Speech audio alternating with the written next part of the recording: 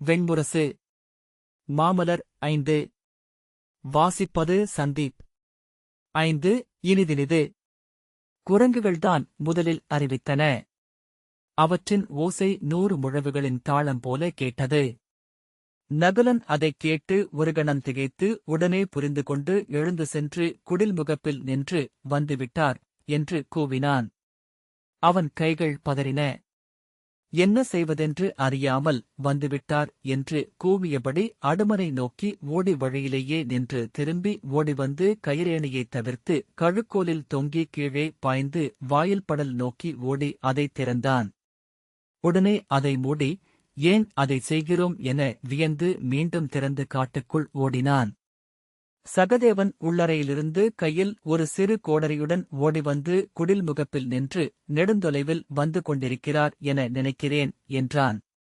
கோடரியை கொக்கியில் மாட்டிவிட்டு அறையிலிருந்து எழுந்து வந்து நின்ற தருமனிடம் வந்து சேர ஒரு நாழிகையாவது ஆகும் என்றான். இவன் எங்கே என்றார் தருமன் புருவங்களைச் சுழித்தபடி. யார் என்றான் சகதேவன். மந்தன்தான் என்றார் தருமன். காலையில் வந்து விடுவதாக சொல்லிவிட்டுச் சென்றார் என்றான் சகதேவன். அவனிடம் 2 நாட்கள் எங்கும் செல்லாமல் இங்கே இருக்கும்படி சொல்லியிருந்தேனே என்றார் தருமன். சகதேவன் நூலேணி வழியாக இறங்கிச் செல்வதை ஆர்வமில்லாமல் நோக்கியபடி நின்றபின் தருமன் பெருமூச்சுவிட்டார். பின் நிலையெழுந்து அறைக்குள் சென்று அங்கே அமர முடியாமல் மீண்டும் வந்து குடில் விளிம்பில் கைகளைக் கட்டியபடி நின்று வெளியே நோக்கினார். மூங்கில் நடைபாதை முனக அடுமனையிலிருந்து ஓடிவந்த திருபதி வந்துவிட்டாரா என்றாள். வருகிறான் என்கிறார்கள் என தருமன் திரும்பி நோக்காமலேயே சொன்னார். நடந்தா வருகிறார் என்றாள் திருபதி. தருமன் திரும்பி நோக்கி ஏளனத்துடன், இல்லை, தேர்யானை புரவிகாலால் படைசூழ வருகிறான்.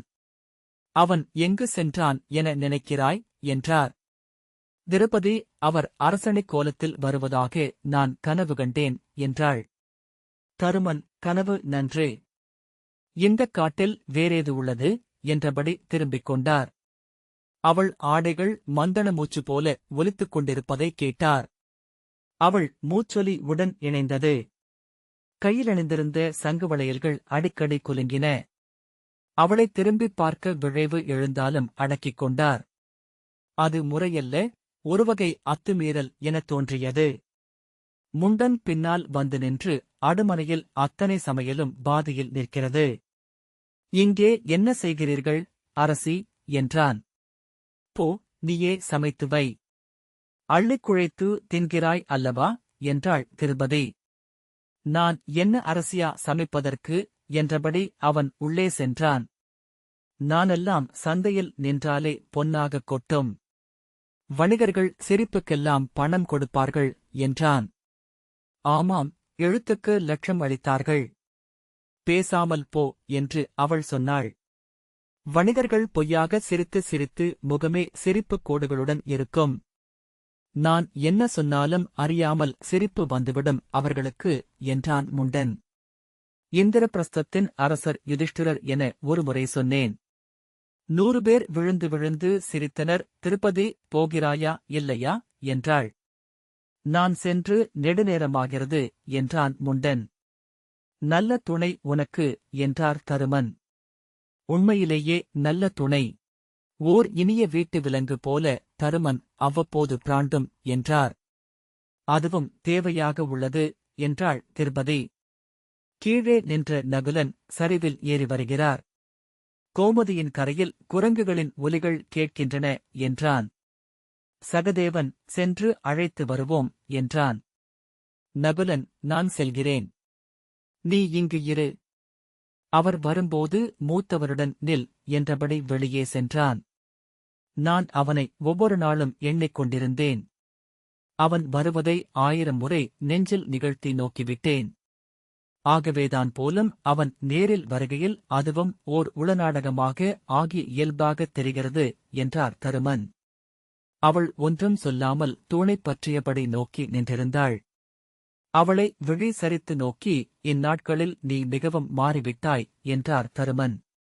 அங்கிருக்கையிலும் அவர் ஒவ்வொரு முறையும் எங்கிருந்தாவது திரும்பி வருவது இனிதாகவே இருந்தது என அவள் சொன்னாள்.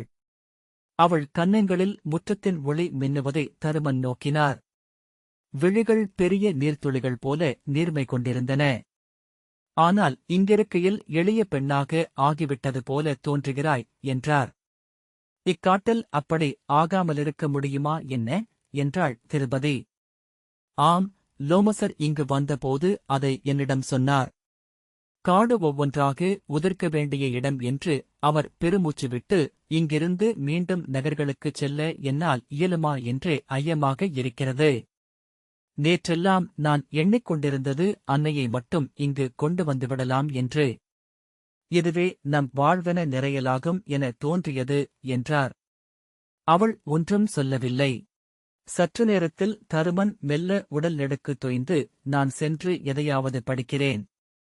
இங்கு வெறுமனே நிற்பது சோர்வளிக்கிறது என்று அறைக்குள் சென்றார்.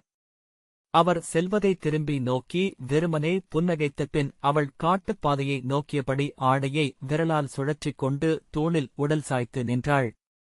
தருமன் உள்ளே சென்று பீடத்திலமர்ந்து ஒரு சுவடியை எடுத்து விழியோட்டினார். உள்ளம் எழுத்துக்களில் நிலைக்கவில்லை என உணர்ந்ததும் பிறிதொரு சுவடியை எடுத்து அதில் எழுதத் தொடங்கினார். எழுத்து அவரை ஈர்த்துக் கொண்டது. ஏட்டை எழுத்தாணி கீறிச் செல்லும் ஒலி தெளிவாகக் கேட்டது. பலாப்பழம் விழுவது போல கிளைகளை ஊடுருவியபடி ஒரு குரங்கு பாய்ந்து வந்து திருப்பதி முன் விழுந்து எழுந்து இரு கைகளாலும் விலாவை வருடியபடி ஹுஹு என்றது. எம்பி எம்பி குதித்து தன்னைத்தானே சுற்றி வாலைத் தூக்கி வளைத்தபடி என்றது. வருகிறாரா? பார்த்தாயா? என்றாள் திருப்பதி உவகை பதற்றத்துடன். மேலும் குரங்குகள் வந்து அவள் முன் நின்று எம்பி எம்பி கூச்சலிட்டன. சற்று நேரத்தில் முற்றம் முழுக்க குரங்குகள் நிறைந்தன. மரக்கிளைகளில் அவற்றின் ஓசையும் அசைவும் கொந்தளித்தன. அவள் உதடுகளை அழுத்தியபடி மூச்சடக்கி நோக்கி நின்றாள். தொலைவில் அசைவு தெரிந்தது. திரும்பி வருகிறார்கள் என்றாள். நன்று என்றபடி தருமன் தொடர்ந்து எழுதிக் கொண்டிருந்தார். தெரிகிறார்கள் என்று அவள் மீண்டும் சொன்னாள். வரட்டும் என்றபடி தருமன் தொடர்ந்து எழுதினார். அவள் நகுலனைத்தான் முதலில் கண்டாள். அவன் அணிந்திருந்த மாந்தோல் மேலாடையின் மஞ்சள் நிறம் பச்சை இலைகள் நடுவே தெரிந்து மறைந்தது. அவள் திரும்பி தருமனிடம், வாருங்கள், தெரிகிறார் என்றாள். பின் இயல்பாக திரும்பிய போது அவனைக் கண்டுவிட்டாள். இங்கேதானே வருகிறான் என தருமன் சொன்னதை அவள் கேட்கவில்லை. அவர்கள் நடைவழியில் தோன்றியபோது திருப்பதி உரக்க வந்துவிட்டார்கள் என்று கூவியபடி மெல்ல குதித்தாள். ஆடை நிகழ ஓடி தொங்குபடிகளில் இறங்கி தோட்டத்தினூடாக விரைந்தாள். வாயிலில் நின்றிருந்த சகதேவனும் அவளுக்கு முன்னால் சென்று நின்றான். அர்ஜுனன் மெலிந்து களைத்து நரைகலந்த நீண்ட தாடியும் குடுமியாக கட்டிவைத்த குழலுமாக இளமுனிவன் போலிருந்தான். அவள் வேலிமரத்தைப் பற்றியபடி நின்றாள். சிரிப்பும் அழுகையுமாக உடல் ததும்பியது. நகுலனின் கைகளைக் கோத்து பற்றியிருந்த அர்ஜுனன், நலமா இளையோனே என்று சகதேவனிடம் கேட்டான். சகதேவன் வெறுமனே விம்மினான். அருகே வந்த அர்ஜுனன் அவன் தோளைத் தொட்டதும் தளர்ந்து அவன் தோளில் முகம் சேர்த்து கொண்டான். அர்ஜுனன் அவன் இடைவளைத்து அணைத்து மெல்ல தோளில் தட்டியபடி திருப்பதியை நோக்கினான். நகுலன் தொலைவில் வருவதைப் பார்த்ததுமே தெரிந்துவிட்டது. பிற எவருக்குமில்லை இந்த நடை என்றான். இரு தம்பியரையும் இரு கைகளால் அணைத்தபடி அர்ஜுனன் அணுகி அவளை நோக்கி புன்னகைத்தான். விழியொளிரும் அப்புன்னகையின் வழியாக அவன் முதலாக அவள் கண்ட அந்த இளைஞனாக மாறினான். நலமா தேவி என்ற குரலில் மேலும் இளமை இருந்தது. நலம் என அவள் சொன்னாள். ஆனால் குரல் எழவில்லை. விழிகளில் நீர் நிறைய தலை குனிந்தாள். மூத்தவர் மேலே இருக்கிறாரா என்றான் அர்ஜுனன். ஆம் என்று அவள் தலையை அசைத்தாள். அவன் அவளைக் கடந்து செல்ல அவள் நகுலனை நோக்கி புன்னகை செய்தாள். சகதேவன் இரண்டாமவர் காட்டுக்குள் சென்றார். நீங்கள் வரும் செய்தி அவருக்கு சென்றிருக்கும். இக்காடு முழுக்க அவரது குடிகளால்தான் ஆளப்படுகிறது என்றான். அர்ஜுனன் கயிற்றேணியில் ஏறினான். அவனைத் தொடர்ந்து ஏறியபடி நகுலன், 3 ஆண்டுகளாக இங்கு வாழ்கிறோம் மூத்தவரே. மூத்தவருக்கு இவ்விடம் சலித்துவிட்டது. நாங்கள் இங்கு இருந்தது இவ்விடம் முனிவர் அனைவருக்கும் தெரியும் என்பதனால்தான். எந்த குறுநிலையில் கேட்டாலும் அவர்கள் உங்களை இங்கே ஆற்றுப்படுத்தி விடுவார்கள் என எண்ணினோம் என்றான். சற்றே பின்தங்கி நின்ற திருப்பதியிடம் அருகே செல்வதுதானே என்றான். அவள் நெற்றியும் மேலுதடும் வியர்த்திருந்தன. கழுத்துக்குழியில் மூச்சு துடித்தது. விழிகளும் குரலும் மட்டுமே அறிந்தவை போலுள்ளன என்றாள் அவள். அவைதான் பார்த்தர். வில்லறிந்த கைகளும் என்றான் நகுலன். அவள் ஆம் என மூச்சுத் திணறுவது போல சொன்னாள். அவன் அண்ணாந்து நோக்கி மூத்தவர் அறைக்குள்ளேயே இருக்கிறார் போலும் என்றான். ஆம், அவர் தன்னை காட்டிக்கொள்ளக் கூடாதென்று எண்ணுகிறார் என்றாள். ஆம், இந்திரபிரஸ்தத்தின் பேரரசர் என்று நகுலன் சொல்ல அதை அவர் கடந்து நீநாளாகிறது. இன்று விண்விளிம்பில் மண்ணில் நின்றிருக்கும் மூதாதை மட்டுமே என்றாள். அவர்கள் மேலே ஏறிச் சென்றபோது அர்ஜுனன் தன் தோல் மூட்டையையும் அம்புத்துளியையும் வில்லையும் வைத்துவிட்டு கைகளைக் கூப்பியபடி தருமனின் அறைக்குள் நுழைவதைக் கண்டார்கள். உடன் சென்ற சகதேவன் மூத்தவரே என்று தருமனை அழைத்தான். கையில் எழுத்தாணியுடன் சுவடியை நோக்கியபடி தலைகுனிந்து அமர்ந்திருந்த தருமனின் தோளில் மெல்லிய அதிர்வு ஏற்பட்டது. அர்ஜுனன் ஓசையில்லாது நடந்து உள்ளே சென்று குனிந்து தமையனின் கால்களைத் தொட்டு வணங்கினான். அவர் தலை திருப்பாமல் இடக்கையை அவன் தலைமேல் வைத்து நீழ்வாழ்வும் புகழும் நெடுங்குலமும் திகழ்க என்றார். வலக்கையில் எழுத்தாணியை கட்டாரி போல பற்றியிருந்தார். கழுத்தில் நரம்பு ஒன்று இறுகி அசைந்தது. அர்ஜுனன் மெல்லிய மூச்சொன்றை விட்டபின் கைகூப்பி இன்னொரு முறை வணங்கிவிட்டு பின்காலடி எடுத்து வைத்து வெளியே வந்தான். தருமன் மெல்ல விசும்பிய ஒலி அனைவரையும் கூர்வாள்முனை எனத் தொட்டது. நகுலன் மெல்லிய சிலிர்ப்பை அடைந்து கை நீட்டி திருப்பதியின் தோளைத் தொட்டான். அவள் நோக்கியபோது ஏட்டுச்சுவடிகளின் மேல் விழிநீர் துளிகள் உதிர்வதைக் கண்டாள். அந்த மெல்லிய ஒலி கூட அனைவருக்கும் கேட்டது. தருமன் உதடுகளை மடித்து அழுகையை அடக்கிக் கொண்டார். நகுலன் ஏதோ சொல்ல முயல திருப்பதி வேண்டாம் என தலையசைத்துக் காட்டி விழிகளால் பின்னுக்கு அழைத்தாள். அவர்கள் நுனிக்கால்களால் நடந்து பேரறைக்கு வந்தனர். அங்கே இரு குரங்குகள் உள்ளே வந்து அர்ஜுனனின் மூட்டையைப் பிரித்து ஆராய்ந்து கொண்டிருந்தன. உள்ளே இரு பழைய மரவொரிகளும் ஒரு சுரைநீர் குடுவையும் மட்டும் இருந்தன. ஒரு குரங்கு மரவொரியை நீட்டி நோக்கி கீழ்தட்டை பிதிக்க இன்னொன்று ஒழிந்த குடுவையை வாயில் கவிழ்த்து நீர் அருந்துவது போல நடித்தது. அப்பால் ஒரு பெரிய குரங்கு பாவம் சிறுவர்கள் என்னும் முகக்குறியுடன் அமர்ந்து தன் வால்நுனியை தானே பேன் பார்த்துக் கொண்டிருந்தது. மூத்தவரின் குலத்தார் என்று சகதேவன் சிரித்தபடி சொன்னான். இங்கே அவர் ஒரு பேரரசை உருவாக்கிவிடுவார் என்றே அஞ்சுகிறார்கள் அரசர்கள். அர்ஜுனன் புன்னகைத்து விலங்குகளில் குரங்குகளிடமிருக்கும் அச்சமின்மை வியப்பூட்டுவது அறிவின் துணிவு அது என்றான். குரங்கு அவனை நோக்கி குடுவையை நீட்டியது. வேண்டாம் என்றான் அர்ஜுனன். அது குடுவையை தலைமேல் கவிழ்த்துக் கொண்டு எழுந்து நின்றது. அறிவிலிருந்து கேலியும் ஐயமும் எழுகின்றன என்றான் நகுலன். சகதேவன் குரங்குகளின் நினைவாற்றலும் வஞ்சமும் அச்சமூட்டுபவை என்றான். திருப்பதி இந்நீர் அருந்துகிறீர்களா என்றாள். அவள் தொண்டை சற்று அடைத்தது போலிருந்தது. ஆம் என்றான் அவன். அவள் ஆடையைச் செருகியபடி திரும்ப இங்கு அடுமறைச் செடியர் இல்லையா என்றான். இல்லை, இங்கு நாங்கள் மட்டிலுமே என்றான் சகதேவன். அதனால்தான் தேவி மாறிவிட்டாளா என்று அர்ஜுனன் சிரித்தான். திருப்பதி உண்மையிலேயே சமைப்பதும் விளம்புவதும் உள்ளத்தை மாற்றிவிடுகின்றன என்றாள். அச்சிரிப்பினோடாக அவள் இயல்பானாள். நீங்கள் விழைவதை எல்லாம் சமைக்கிறேன். என் கைச்சுவை அரிது என்கிறார்கள் முனிவர் என்றாள். அர்ஜுனன் ஆம், உண்பதற்காகவே வந்துள்ளேன் என்றான். அவள் சட்டென்று நாணி முகம் சிவக்க நன்று என உள்ளே சென்றாள். அர்ஜுனன் முகத்திலும் அந்நாணத்தின் எதிரொலி இருந்தது. சகதேவனும் நகுலனும் அவன் முகத்தை நோக்குவதை தவிர்த்தனர். முண்டன் வந்து வாயிலில் நின்று தலைவணங்கி நான் முண்டன். இங்கு வளர்க்கப்படுகிறேன் என்றான். அர்ஜுனன் சிரித்துவிட்டான். எதன் பொருட்டு என்றான். வளர்ப்பவர்களின் ஆணவத்தின் பொருட்டுதான். எல்லா வளர்ப்பு விலங்குகளையும் போல. விஜயரே, உங்களுக்கு இந்நேரம் சுட்டகிழங்கும் சித்தமாக உள்ளது. உச்சிப்பொழுதுக்கு ஊனுணவு சமைக்க வேண்டும். அதற்கு முன் பெருவயிரர் வருவாரா என உறுதி செய்ய வேண்டும் என்றான். இவன் அடுமறையாளனா என்றான் அர்ஜுனன். இல்லை.